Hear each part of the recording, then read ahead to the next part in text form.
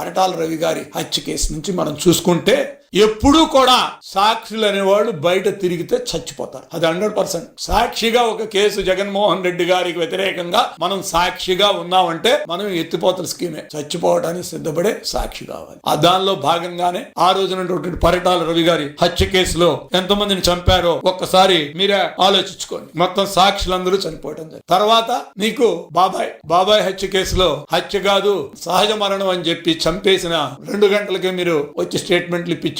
తర్వాత అది బాత్రూమ్ లో కొట్టి చంపేశారని అర్థమైంది. దానిలో ఉన్న సాక్షులందరినీ కూడా ఒక్కొక్కరిని ఎలిమినేట్ చేసుకుంటూ వస్తారు. ముందు ఒకళ్ళని చంపేస్తారు, పని అయిపోద్ది. పని అయిపోయిన తర్వాత సాక్షులను చంపుకుంటే కేసు ఉండదు. ఇది మీ సిద్ధాంతం. పరిటాల రవి కేసులో అదే చేశారు. అదే విధంగా బాబాయ్ వివేకానంద రెడ్డి గారి కేసులో కూడా అదే పాలసీని తీసుకుని ముందుకెళ్తున్నారు. ఇప్పుడు కొత్తగా ఎవరైతే కేసు పెట్టి ఉన్నాడో ఆయన ట్రైన్ లో వస్తుంటే చచ్చిపోయాడు, ట్రైన్ దూకి చచ్చిపోయాడు. అది ఆత్మహత్య అని చెప్పి 2 గంటలకే మన పెద్ద ఉన్నాడు కదా, అబద్ధాలటంలో జగన్మోహన్ రెడ్డి గారికి కంటే కూడా నేనే మొగాడిని అన్నట్టు మాట్లాడతారు. మొత్తం నేనే, అన్నీ నేనే అని చెప్తాడు. ఆయనే కరుణాకర్ రెడ్డి గారు. ఆయన గురించి చెప్పాలంటే చాలా ఉంది. ఎందుకంటే కరుణాకర్ రెడ్డి గారి గురించి చెప్పడానికి వచ్చినప్పుడు ప్రతిసారి ఎందుకు మరి భగవంతుడు 2 సార్లు ఆయనకి టిటిడి చైర్మన్ అవకాశం ఇచ్చాడు. కానీ ఆయన దేవుణ్ణే నేను అనలేని మాట ఆయన అన్నాడు. దేవుణ్ణి ఏమన్నాడండి? ఏముంది రాయే కదా అన్నాడు. ఇంకో మాట కూడా అన్నాడు, అవన్నీ నేను చెప్పను. అసలు ఆయన క్రిస్టియానిటీలో పిల్లలు పెళ్లి చేస్తారు, ఆయన క్రిస్టియన్ అని చెప్పుకుంటారు. కానీ